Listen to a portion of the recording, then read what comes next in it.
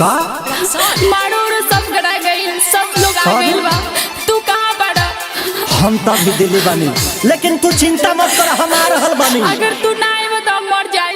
अरे ऐसे मत कर रे पगली, हम बानी नु। सब लोग जुट गइल मड़वा में, रोबतानी जाने अपना घरवा में। सब लोग जुट गइल मड़वा में, रोबतानी जाने अपना घरवा में। चिंता न कर तनी धीरे धर, कमी न बाटे तोरा यारवा में। सब लोग जुट गइल मड़वा में, रोबतानी जाने अपना घरवा में। मत रोआ जाने अपना घरवा में, ले चलम भगाई के बहारवा में।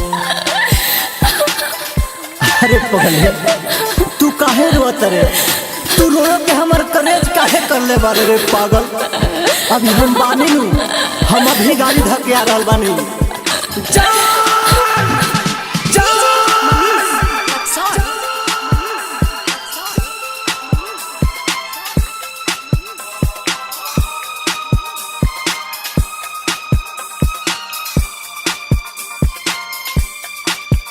तू काहे रोत रो?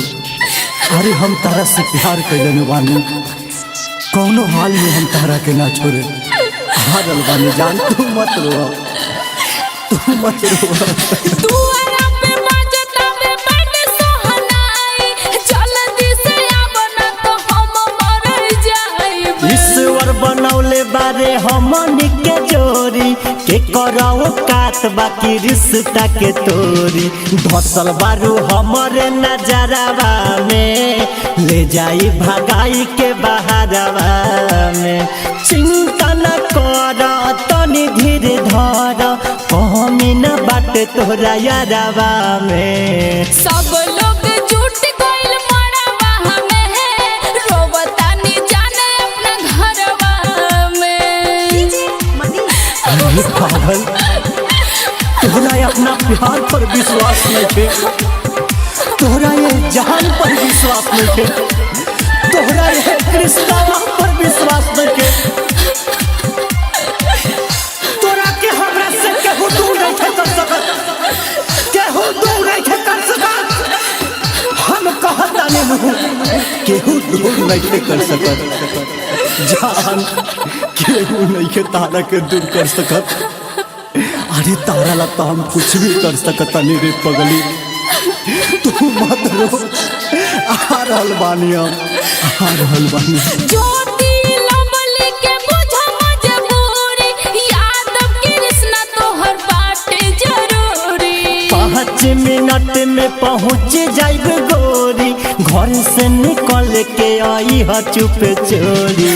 पागल भइल बानी तोहरा प्यारवा में, रोबतानी जाने अपना घरवा में। चिंता न कर तनी धीरे धर, कमी न बाटे तोरा यारवा में। सब लोग जुट गइल मड़वा में, रोबतानी जाने अपना घरवा में। मत रोआ जाने अपना घरवा में, ले चलम भगाई के बहारवा में। चिंता न कर तनी धीरे धर, कमी न बाटे तोरा यारवा में। सब लोग जुट गइल मड़वा में, रोबतानी जाने अपना घरवा में। मत रोआ जाने अपना घरवा में, ले चलम भगाई के बहारवा